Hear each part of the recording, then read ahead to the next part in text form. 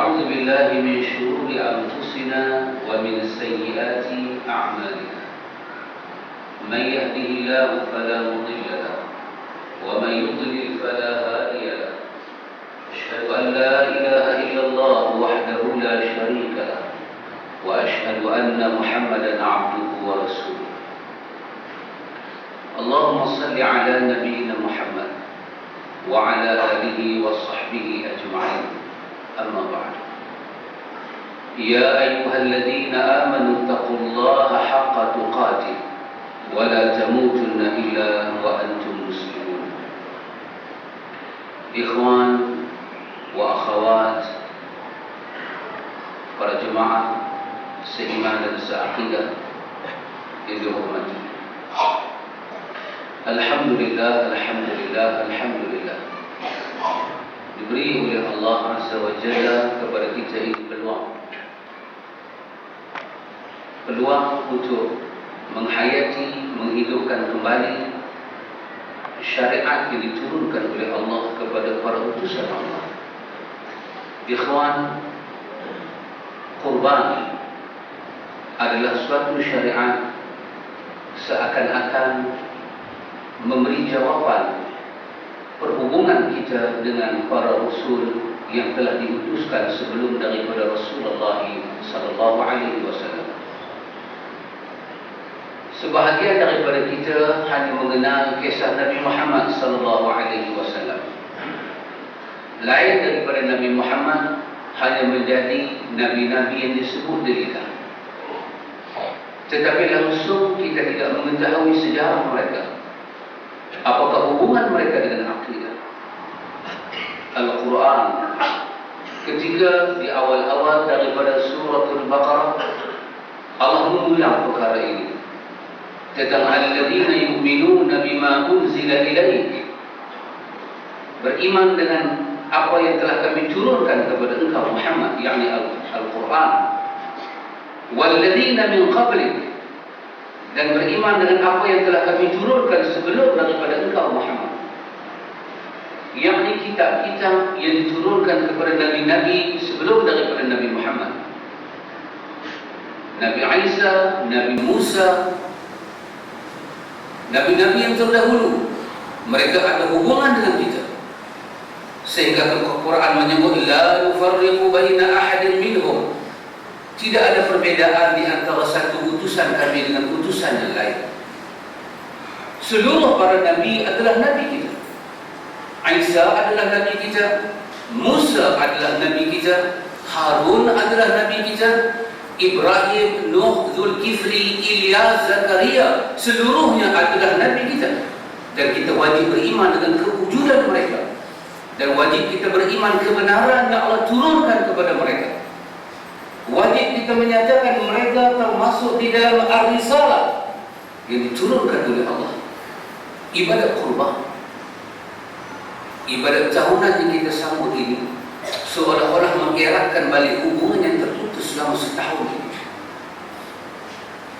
Di dalam hadis daripada Jabir radhiyallahu anhu, hadis ini disebut sebagai hasan oleh Imam Baihaqi, ketika Rasulullah sallallahu alaihi wasallam berada di bumi Arafah, baginda bersabda kepada para sahabat, khairud du'a Arafah, khairud du'a Arafah, wa khairu ma qultu ana wan nabiyyun min qabli, la ilaha illallah wahdahu la syarika lah, lahul mulk wa lahul hamd wa huwa ala kulli syai'in qadir. Ketika berada di bumi Arafah, baginda memberi peringatan tentang perkara ini, hubungan di antara baginda dengan nabi-nabi dahulu. Sehingga di dalam hadis Imam Bukhari, baginda menyebut nabi dahulu mereka bersaudara pada tauhid, mereka bersaudara pada agama. Di bumi Arafah, baginda menyatakan khairud du'a Arafah, khairud du'a Arafah, khairud du'a Arafah. Tempat yang paling baik untuk berdoa adalah Arafah. Di Arafah ini dimakbulkan doa. Arafah itu merujuk pada hari wukuf, bukan pada hari-hari kita melakukan umrah dan kita ziarah di Arafah. Tidak. Merujuk pada hari wukuf, kerana baginda menyebut haji itu adalah Arafah. Ini adalah hari di mana mustajab doa. Para sahabat meriwayatkan baginda berdoa dan berdoa. Tidak ada amalan yang paling dahsyat baginda lakukan di Arafah. Malaikat berdoa dan berdoa. Begitu tekun, begitu mujahadah baginda berdoa, kata para sahabat. Kerana hari ini adalah hari Arafah dan doa sangat dimakbulkan di sisi Allah Jalla wa'ala. Dan setelah baginda menyebut perkataan itu, baginda menyebut hubungan di antara baginda dengan Nabi-Nabi dahulu. Kata baginda, wa khairu ma qultu ana wan nabiyyuna min qabli. Nabi kata perkataan yang paling baik dan terbaik yang aku sebut, yang Nabi-Nabi dahulu telah sebut, tidak ada yang lebih baik daripada perkataan ini. Aku dan seluruh Nabi sebelum daripada aku kesemuanya menyebut kalimah ini. Kalimah apa? La ilaha illallah wahdahu la syarika lahul mulk wa lahul hamd wa huwa ala kulli syai'in qadir. Kalimah tauhid, kalimah thayyibah, kalimah Islam, kalimatul ikhlas. Kalimah yang membedakan di antara Islam dan kafir, iman dan kufur, hidayah dan kesesatan. Ikhwan, seolah-olah hari ini mengikatkan silaturahim akidah. Akidah yang telah terputus di antara umat Muhammad dengan Nabi-Nabi yang dahulu. Kita tidak boleh menyatakan Isa Nabi Kristian, bukan Nabi kita. Itu perkataan yang salah. Kita tidak boleh menyatakan Musa Nabi Bani Israel tidak ada hubungan dengan aku. Itu perkataan yang salah. Bahkan kisah mereka dipaparkan di dalam Al-Quran bukan untuk hafalan, tetapi untuk dihayati. Apakah sejarah tali temali di antara Nabi dahulu dengan umat di akhir zaman. Sebagai contoh, Isa akan diturunkan di akhir zaman. Isa akan dibangkitkan di akhir zaman. Nabi Muhammad tidak akan dibangkitkan, Isa akan diturunkan. Allah menjawab perkataan-perkataan orang-orang Kristian, Ahlul Kitab, Yahudi dan Nasara. Wa ma qataluhu wa ma salabuhu. Mereka tidak membunuh Isa. Mereka tidak mensalib Isa. Bal rafa'ahu Allah ilaih. Bahkan Allah mengangkat Isa naik di sisinya. Bahkan Isa di sisi ahli sunnah, dia diangkat naik ke langit dalam keadaan ruh dan jasad. Dan dia akan turun. Itulah hubungan Nabi dahulu dengan syariat yang kita bawa. Bahkan ulama ahli sunnah menyebut, apabila Isa turun di akhir zaman, Isa akan menegakkan syariat yang telah diberikan kepada Muhammad sallallahu alaihi wasallam. Syara'a lakum min ad-din. Telah kami syariatkan kepada kamu tentang urusan agama.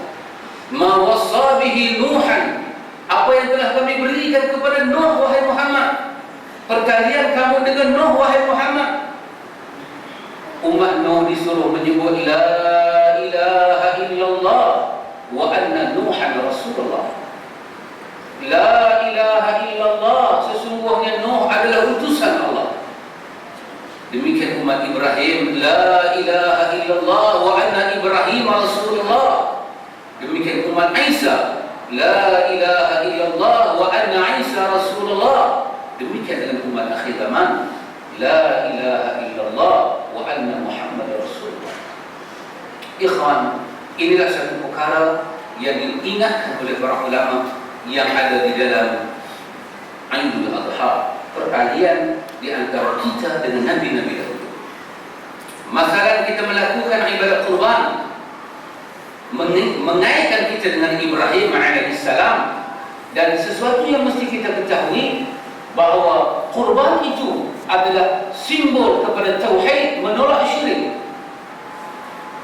Para ulama ahli sunnah ketika merangkakan perkara-perkara yang boleh membatalkan akidah begitu banyak, tetapi ada 10 perkara yang disebut sebagai nawaqidul Islam, yang membatalkan Islam. Di antara 10 perkara itu, perkara yang duduk pada anak tangga yang awal.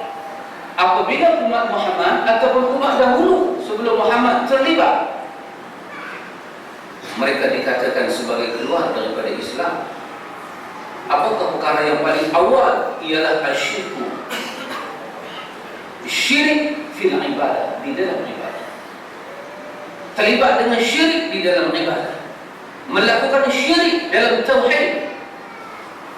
Di antara perkara yang disebut oleh ulama sunnah yang termasuk syirik di dalam ibadahnya ialah apabila adzibhu li ghairillah, yakni apabila manusia melakukan penyembelihan dan bukan kerana Allah, itu termasuk di dalam bab syirik. Subhanallah. Di dalam surah Nuh, Allah membangkitkan tentang 5 orang Nabi, 5 orang saleh pada zaman dahulu yang menjadi anak cucu kepada Nabi Allah Nuh. Yang kelima-lima mereka ini akhirnya disembah oleh kaum Nuh. 5 nama itu dibangkitkan oleh Al-Quran dalam surah Nuh. Pada asalnya memberi penghormatan, mereka ini orang saleh telah mati. Datang iblis, musuh kepada anak Adam, memberi tasawur, apa salahnya kamu membuat gambar-gambar, kamu surahkan, kamu gambarkan, curahkan gambar muka mereka, rupa mereka dalam bentuk mengukir di batu-batu. Maka 5 orang saleh yang mati ini dipahat muka mereka di batu-batu. Kemudian iblis memasukkan racunnya. Apa salahnya setiap pagi sebagai tanda kasih sayang kamu mengucup batu-batu itu? Iblis meniup tipu daya dan helahnya. Apa salahnya kamu memberi penghormatan? Apa salahnya kamu memohon? Bukan memohon kepada mereka, tetapi memohon supaya mereka memohon kepada Allah juga. Inilah yang Allah tegaskan di dalam Alkitab. Perkataan mereka, ma na'buduhum illa liyuqarribuna ila Allahi zulfa. Kami tidak pernah menyembah tokoh-tokoh dan berhala-berhala ini, hanya sekadar mereka mendekatkan kami dengan Allah. Maka akhirnya mereka bersembelih, mendekatkan diri mereka dengan berhala-berhala ini, dengan tujuan nak mendekatkan diri kepada Allah. Maka penyembelihan itu dibatalkan oleh Islam. Apabila sampai zaman Nabi Allah Ibrahim alaihissalam, Allah mendidik Rasul yang membawa risalah ini, membawa ajaran tauhid ini, supaya membasmikan perkara yang syirik ini. Maka perkara yang pertama, kerana penyembelihan itu ada kena mengena dengan tauhid, Allah menjadikan Ibrahim itu sebagai uswah, sebagai contoh keluarganya, anaknya, sebagai contoh di dalam tauhid kepada Allah. Maka disuruhlah menyembelih anaknya. Untuk menunjukkan penyembelihan itu mestilah kerana Allah, dan cara menyembelih itu mesti mengikut syariat yang diturunkan. Maka Ibrahim diberi oleh Allah wahyu dalam bentuk mimpi menyembelih anaknya. Dan anak ini anak yang saleh. Ketika bapa berkata kepada anak, ya bunayya, wahai anakku, aku melihat dalam mimpi, ini araka fil manam. Mimpi para nabi adalah wahyu Allah, bukan mimpi sembarangan. Aku melihat dalam mimpiku, wahai anakku, anni adbahuk, aku menyembelih kamu kerana Allah, dan aku menyembelih kamu dengan syariat yang diturunkan oleh Allah. Bukan sembarang mimpi yang Allah beri pada Ibrahim, mimpi yang datang untuk membatalkan syirik, mimpi yang datang untuk menegakkan ajaran tauhid, bukan sembarang mimpi. Kerana itu ada 2 perkara di dalam mimpi itu, kata para mufassir. Yang pertama, mimpi itu dikaitkan dengan tauhid. Inni araka fil manam anni adbahu. Aku menyembelih kamu, wahai anakku. Aku menyembelih kamu kerana Allah dalam mimpi itu, dan aku menyembelih kamu dengan cara yang ditentukan oleh Allah. Anak yang dididik dengan asas tauhid menyatakan kepada bapa dia, if'al ma tu'mar satajiduni insyaallah min as-sabirin. Anak menyuruh bapaknya menegakkan tauhid. If'al ma tu'mar. Karena itu anak menggunakan perkataan if'al ma tu'mar, laksanakan apa yang Allah perintahkan kepada kamu. Apa yang Allah perintah kepada Ibrahim? Menyembelih anaknya di atas dasar tauhid dan menyembelih mengikut syariat Allah. Tu'mar, laksanakan apa yang diperintah. Ismail tidak menjawab, laksanakan apa yang kau kehendaki. Itu menunjukkan bukan syariat, tetapi untuk membatalkan penyembelihan syirik. Kau akan mendapati aku sabar di dalam menghadapi ujian Allah. Tetapi di dalam surah As-Saffat Allah menyebut ketika Ibrahim merebahkan anaknya ke bumi, maka Allah menyebut wa fadainahu bi dzibhin 'azim. Kami menukar Ismail dengan sembelihan yang besar. Kami tukar Ismail dengan sembelihan yang besar. Allahu Akbar. Para ulama menyebut satu riwayat, pada hari Allah menukar sembelihan Ismail menjadi sembelihan lain, makhluk yang berada dalam keadaan begitu cemas adalah iblis. Dia sangat cemas. Dia datang kepada Hajar alaihissalam. Dia menyatakan, wahai Hajar, suami kamu ingin membunuh anak kamu. Halang dia Hajar, halang dia Hajar. Dia datang kepada Ibrahim, ingin merosakkan Ibrahim. Wahai Ibrahim, ini anak kamu Ibrahim, yang kamu tunggu berpuluh tahun Ibrahim. Adakah ini nama dia wahyu? Adakah ini nama dia agama?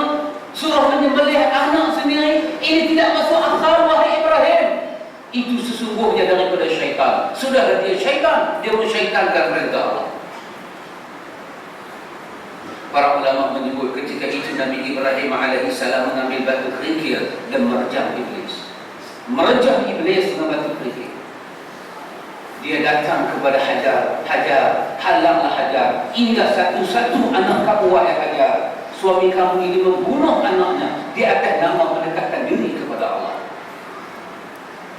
Para ulama menyebut di dalam riwayat-riwayat kitab mereka, Hajar menjawab kepada iblis, seandainya itu perintah Allah, bukan saja anak, batang tengkuk aku juga aku serah untuk disembelih.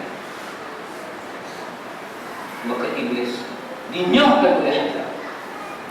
Apabila sesuatu perkara tauhid ditegakkan, sesuatu syirik diruntuhkan, iblislah makhluk yang paling berhukum.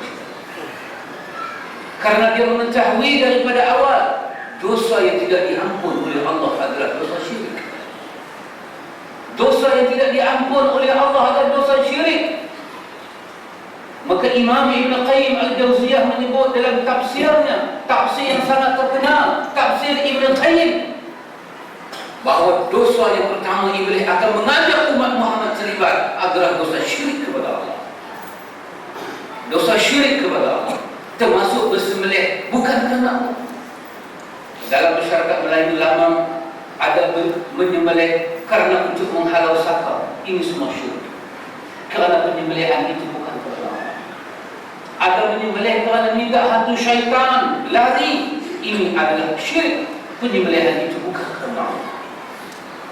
Ibadah kurban mengingatkan kita kepada peristiwa tauhid, bahawa di dalam berkurban kena ada dua perkara yang mesti dicantumkan, iaitu niat berkurban dan cara berkurban. Bacalah tulisan para ulama tentang makna udhiyah.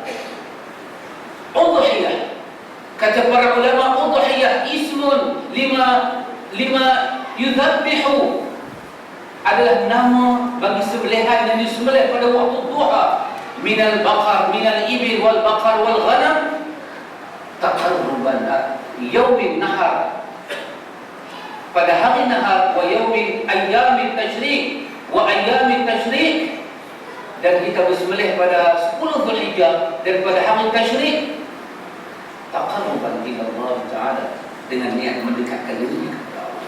Dalam setahun Allah hanya beri 4 hari sahaja berkurban. Kerana itu mesti memahami, dalam setahun ada 4 hari sahaja berkurban.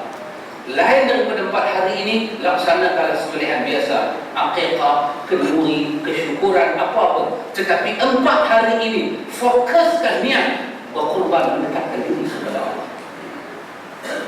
Kenapa disebut perkataan taqarruban ila Allah Azza wa Jalla? Kerana membatalkan niat yang bukan kerana Allah. Menyembelih kerana takut ditimpa musibah. Arab-Arab masyarakat jahiliah menyembelih di atas tanah perkuburan, meminta orang yang mati itu tidak kembali. Sembelihan ini adalah syirik. Termasuk ikhwan wa akhawat a'azzakumullah, kalau kita diuji oleh Allah dengan kesakitan, dan kalau ada para dukun meminta kita menyembelih seekor ayam, dan kita menyembelih dengan memberi ayam sembelihan itu walaupun kita membaca bismillah, tetapi agama tetap menyatakan syirik kerana dia bukan taqarruban ila Allah, mendekatkan diri kepada Allah. Dia sebagai syarat untuk terhalang dan terhindar daripada gangguan daripada syaitan, dan sesungguhnya itu sudah syaitan. Dan yang kedua, kata para ulama, dalam penyembelihan bukan sahaja taqarruban ila Allah, bahkan cara berkorban kena betul, mesti memakai syariat Nabi Muhammad. Kalau kita berkorban mengikut syariat Nabi Muhammad dan tidak kerana Allah, namanya syirik. Kalau kita berkorban kerana Allah dan tidak mengikut syariat, namanya bangkai. Namanya bangkai. Maka pada hari nahar, Rasulullah menentukan binatang-binatang yang boleh dikorban. Rasulullah meminta kita menghindari kecacatan binatang. Rasulullah meminta kita memberi ihsan kepada binatang ini. Maka mestilah berkorban mengikut syariat, kerana kita umat Muhammad mengikut syariat Muhammad. Berkorban kerana Allah dan mengikut syariat Muhammad, maka barulah korban itu naik pada peringkat mendekatkan diri kepada Allah. Dia menjadi simbol kepada tauhid. Ikhwan wa akhawat, para jemaat seiman dan seaqidah yang dimuliakan. Kerana itu kita kena benar-benar mengambil pengajaran daripada peristiwa korban ini. Di sini ada perkara tauhid. Kerana itu Ibnu Qayyim menyebut iblis akan menyuruh kita melakukan syirik. Berzina ada ruang keampunan, minum arak ada ruang keampunan. Tetapi kalau mati tidak bertaubat, azabnya begitu besar, azabnya begitu dahsyat. Wa inna azabi lahuwal azabul alim. Sesungguhnya azab aku sangat dahsyat dan pedih. Tetapi syirik, sesiapa yang mati dalam keadaan syirik, mati dalam keadaan syirik, artinya dia buat syirik dan dia terus mati secara mendadak, haram dia sampai ke syurga Allah. Dan itulah yang dihadapi oleh musuh bapa kita Adam alaihissalam, iblis laknatullah alaih. Maka berhati-hatilah ikhwan dengan apa yang Nabi sebut sebagai syirik. Berkorban bukan kerana Allah. Juga Nabi sebut sebagai syirik al-muqa wa tamaim wa tiwala syirkun. Masalah jampi yang tidak diambil daripada Alkitab dan Al-Sunnah, yang tidak dimengertikan bahasanya. Tangkal azimat penghadang pendinding yang dibuat daripada jampi mantra yang tidak diambil daripada Alkitab dan Sunnah. Tangkal azimat dan tiwala susu. Nabi kata syirkun, kesemuanya syirik di sisi Allah. Maka berhati-hatilah kalau ingin berniaga, dilariskan perniagaan, jangan terlibat dengan tangkal azimat. Kalau ingin jawatan dinaikkan, pekerjaan itu dinaikkan dari satu jawatan ke satu jawatan, jangan pakai pengasih, jangan bertemu dengan dukun, jangan minta dukun itu membaca sesuatu sehingga majikan kita mengangkat. Dukun memberi supaya kita pakai di badan, kesemuanya itu adalah jiwalah. Jangan memberi anak-anak gadis kita memakai apa-apa minyak yang dijampi dengan tujuan menaikkan seri badan supaya orang datang masuk meminang. Kesemua ini jiwalah dan syirik, kata Nabi. Jodoh pertemuan adil maut seluruhnya di tangan Allah Jalla wa'ala. Terkadang-kadang Allah memuji dengan tidak ada jodoh, terkadang-kadang Allah memuji dengan jodoh yang banyak. Ini ujian daripada Allah. Hindarkan daripada syirik. Tidak ada mandi membuang malapetaka. Larilah kamu daripada syirik seperti mana kamu lari daripada binatang yang buas yang datang untuk menerkam kamu. Syirik terlalu padat. di hari akhirat. Terlalu dahsyat balasannya di hari akhirat. Hindarkan daripada syirik. Jangan terlibat dengan jambi-jambi yang tidak difaham. Abdullah bin Mas'ud ketika balik ke rumah melihat istrinya yang bernama Zainab sedang memberi tangkal kepada anaknya. Dan Abdullah bin Mas'ud berkata kepada istrinya, "Sami'tu Rasulullah sallallahu alaihi wasallam yaqul, ar-ruqa wat-tama'im wat-tiwala syirkun." Sesungguhnya jambi mentera, sesungguhnya tali azimah tangkal, dan semuanya tiwala adalah syirik. Bebaskan diri daripada syirik. Sebahagian daripada orang Melayu menuntut ilmu kebal supaya menjadi orang yang digeruni oleh orang, memberi bacaan-bacaan tertentu dengan jambi-jambi tertentu, mandi dengan mandi minyak. Ia memang kebal di dunia, tetapi padahal orang ini keluar daripada agama yang aneh. Orang ini telah melakukan syirik kepada Allah, dan itu yang dihajati oleh iblis. Dia tidak akan merekod dalam neraka seorang diri. Bahkan dalam surah Al-Hasyr Allah menyebut, ketika orang itu masuk ke dalam neraka, iblis menyatakan, "Inni bari'un minka, inni akhafullah." Aku berlepas tangan daripada kamu. Aku hanya memberi nasihat. Kenapa kamu menuntut? Kenapa kamu ikut? Aku sendiri takut kepada Allah. Jangan terlibat dengan syirik. Bahkan kata para ulama, sesiapa terlibat dengan syirik memakai tangkal, wajib dia buang serta merta. Man 'alaqa tamimatan fala atamallahu lahu. Allah tidak akan menyempurnakan agama, iman dan hajatnya dengan tangkal. Kesemuanya itu adalah tipu daya daripada syaitan. Karena itu ikhwan, peristiwa kurban mengingatkan kita kepada tauhid.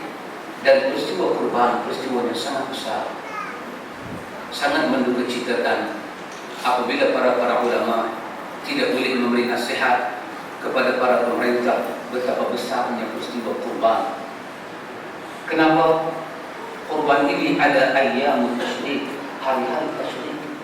Sepatutnya para ulama memberi nasihat kepada pemerintah supaya cuti hari raya Adha dikaitkan dengan ayyamut tasyrik, memudahkan kaum muslimin melakukan ibadah kurban. Kerana para ulama sendiri tidak menganggap besar peristiwa ini, mana mungkin pemerintah yang tidak tahu hukum hakam menganggap peristiwa itu besar. Bukanlah Aidul Fitri itu tidak besar, dia juga peristiwa tauhid. Cuma menjadi adat orang-orang kita ini, kalau Aidul Adha itu, kalau Aidul Fitri tidak lebih daripada satu tamasya dan bersukaria. Itu sahaja, seolah-olah berpuasa sebulan, maka sebulan juga kena raya. Tetapi ayyamut tasyrik adalah hari untuk menyembelih kurban. Kalau cuti hanya diberi pada hari ini dan besok tidak diberi cuti, ini menunjukkan seolah-olah kita tidak membesarkan Aidul Adha. Dan ada di kalangan orang kita menyebut hari raya kurban, raya kecil kata dia. Raya haji, raya besar. Kalau kawan dia bertanya, "Sahabat, kita tak ada baju baru tak?" Dia kata raya haji. Subhanallah, sangat dikelirukan makna Aidul Adha. Dan duka cita ini kita gugur di atas bahu para ulama. Pemerintah tidak mengaji agama. Pemerintah tidak tahu hukum hakam. Para ulama dilantik. Sayang, para ulama 54 tahun tidak boleh memberi nasihat. Tidak boleh memberi nasihat kepada para pemerintah. Betapa besarnya Aidul Adha ini dikaitkan dengan seluruh para nabi. Seluruh para nabi dikaitkan dengan tauhid. Nuh dibangkitkan dikaitkan dengan tauhid. Sampailah kepada Nabi akhir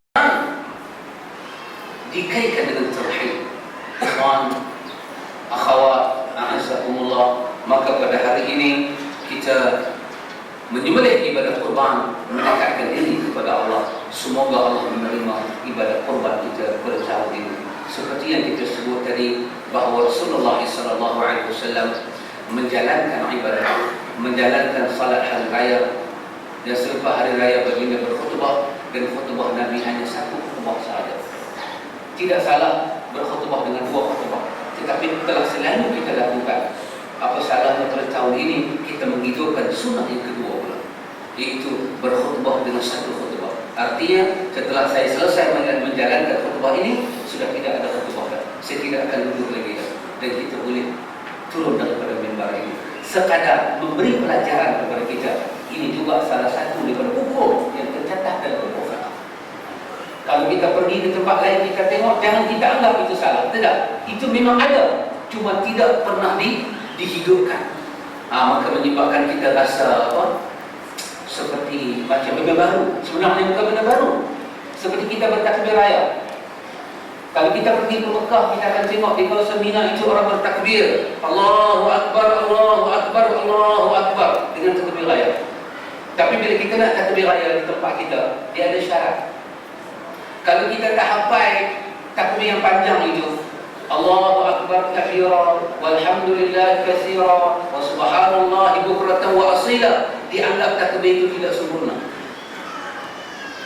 Sedangkan hadis tidak pernah menyatakan tidak sempurna. Maka boleh bertakbir secara beramai-ramai seperti ini, takbir dengan tidak ada orang yang mendahului. Tujuannya ialah untuk menunjukkan ini juga ada disebut oleh para fuqaha, ditulis dalam kitab-kitab mereka, supaya kita tidak merasakan janggal. Janggalnya itu karena kita tidak pernah beramal, maka dia janggal lah. Macam kahwin dua, ada dalam agama, tapi kita jarang beramal. Akhirnya kahwin dua menjadi satu perkara yang seolah fitnah dan musibah. Seolah-olah laki-laki itu simpan perempuan tak apa. Kau simpanlah perempuan banyak-banyak, kahwin je lah. Kalau kita kata, kak, suami kak minum arak, biasalah dia kata. Suami saya masuk banyak kelab golf, naik kelab, macam-macam kelab. Kak, suami kak ni terlibat dengan GRO, biasalah orang lelaki. Tapi kalau kita kata, kak, suami kak menikah lagi satu, abang, ceraikan saya. Kenapa suami dia simpan perempuan, dia tak minta cerai? Karena dia anggap itu fitrah dan lumrah. Tetapi bila kahwin itu hukum Allah, tidak bercanggah dengan keduniaan dan syariat Allah, tetapi telah pun ditipu kepala kita. Kenapa ditipu? Kerana perkara itu tidak pernah dihidupkan. Kerana para ulama tidak memainkan peranan. Rasulullah juga berkahwin satu selama 13 tahun dengan Khadijah. Rasulullah ada contoh dalam kahwin satu. Tetapi setelah hari-hari di Madinah, Rasulullah juga kahwin lebih daripada satu. Tetapi inilah nama dia, apabila ilmu itu disimpan dalam kepala, tidak dihidupkan, maka dia boleh membawa padah dan fitnah. Maka pada tahun ini kita menghidupkan satu sunnah daripada ilmu, iaitu kita bertakbir dengan cara ramai-ramai. Kita tidak mengangkat sangat perkataan Allahu Akbar kabira. Kalau kita nak jemaah kesemuanya bertakbir dan bertakbir, kabiru. Quran menyebut walitukabirullaha ala ma hadakum. Bertakbirlah kerana syukur di atas hidayah tauhid yang Allah beri. Kata Salman, Nabi bersabda, kabiru, takbirlah kamu. Maka kata para sahabat ketika Rasulullah keluar daripada rumah nak menuju ke tempat salat, bagi dia bertakbir dengan sekuat-kuatnya. Subhanallah. Bertakbir dengan sekuat-kuatnya. Allahu Akbar, walillahil hamd. Kesemuanya diangkat supaya kita juga mengetahui selain daripada biasa yang kita amal, itu juga daripada agama, supaya menangkap fitnah di akhir zaman. Dan kita memberhentikan khutbah kita dengan satu khutbah juga untuk memberitahu kepada kaum muslimin, ini juga daripada syariat Rasulullah, jangan dimusuhi. Supaya kita ke tempat lain melihat ada khatib berkhutbah satu khutbah pada hari raya, itu benar, itu daripada Rasulullah juga. Dia bukan ajaran yang salah, dia bukan sesat, cuma kita yang jarang beramal dengan perkara itu. Ikhwan, janganlah sampai kita tidak beramal dengan Islam. Takut Islam juga menjadi janggal di depan mata kita satu hari nanti. Takut apabila seperti mana suatu kes yang pernah dikaunselingkan, seorang ibu meminta kepada ustaz supaya menjampikan ayam. Menjampikan di dalam ayam dan dia nak bagi pada anak dia. Dia kata, ustaz, tolong jampi ayam, saya nak beri pada anak saya. Ustaz bertanya kepada dia, anak puan kena histeria kah? Dia kata tidak. Anak puan demam kah? Dia kata tidak. Habis apa yang nak dijampikan? Anak puan ni hati tak terang kah nak ambil Faisal? Dia kata tidak. Habis apa yang nak dijampikan? Dia kata, Ustaz tolong jampi, kerana saya bangkit waktu subuh, saya tengok anak saya sedang sembahyang subuh. Subhanallah. Sampai pada peringkat begitulah krisis.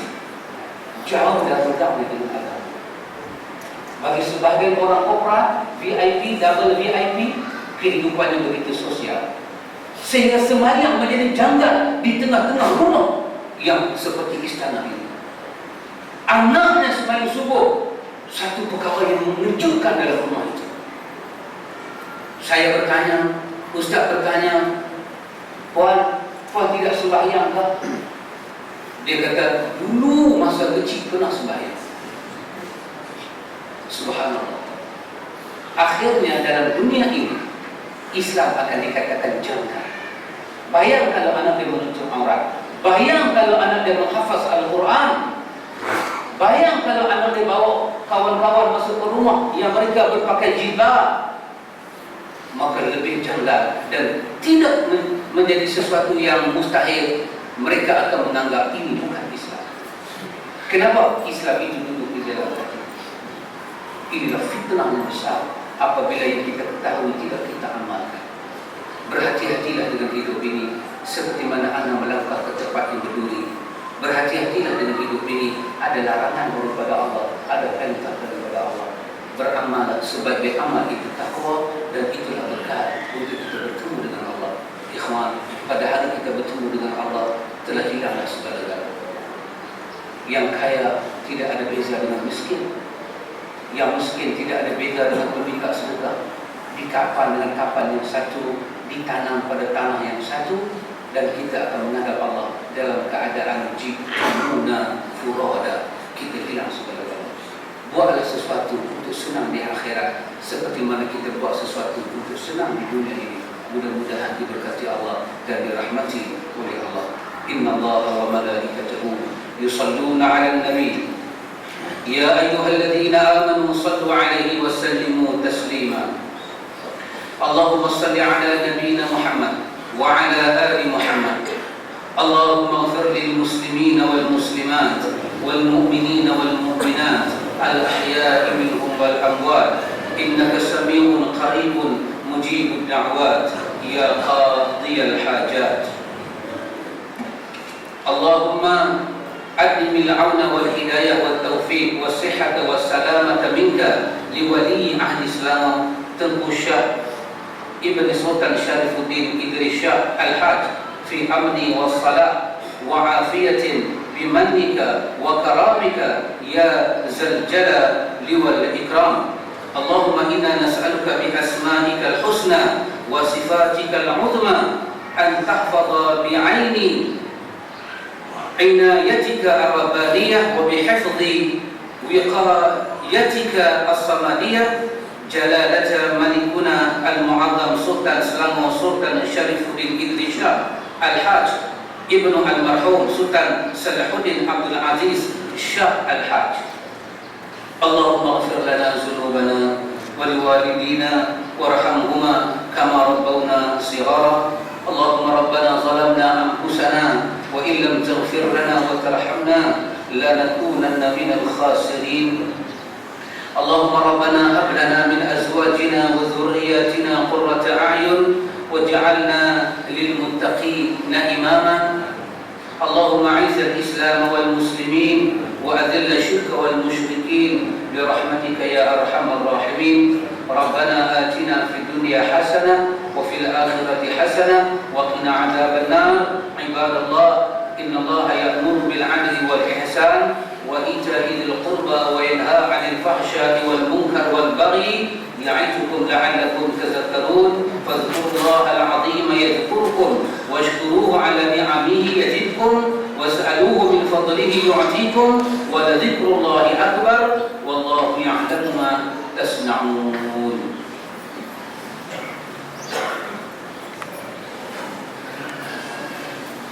Assalamualaikum warahmatullahi wabarakatuh.